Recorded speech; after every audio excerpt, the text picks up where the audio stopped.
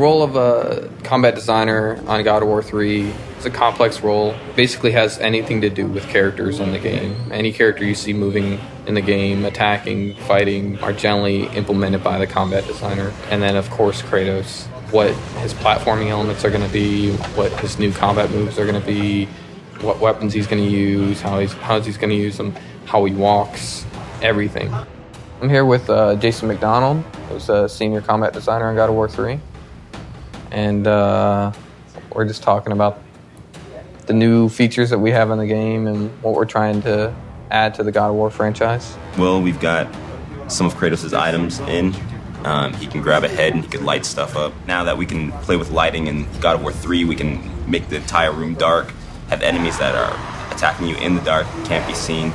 And when you light them up with the head, they light up for a limited amount of time, so you can attack them while you can see them, but then they are constantly disappearing. You get to parts where it's completely pitch dark and you hear the guys scream in the background.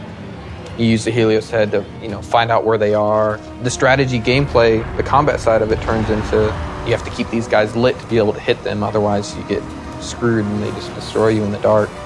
Definitely something we couldn't do before just because we didn't have dynamic lighting to the extent that we have it now. So we got the combat grapple in. We tried the grapple stuff in God of War 2, but since we were limited on memory and animations and things like that, we just couldn't do it, and if we couldn't do it well, then we weren't going to do it at all, so we just didn't do it.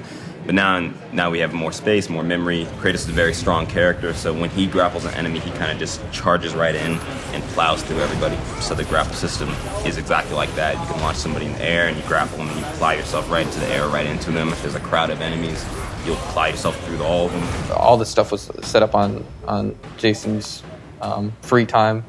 When he gets a little bit of free time, he likes to explore a couple ideas here and there, and everybody gets inspired different ways. So like some of the animators will hang out a little bit after hours and go like, hey, let's try this move out. And we find it's good to do that too, because if we have an idea and everybody's like, oh man, what kind of code is that going to require? What kind of animation is that going to require? So everybody's worried about the time it's going to take. But once you kind of implement it and they see it, then it's more apt to get everybody's attention and they want to actually spend the time to perfect it.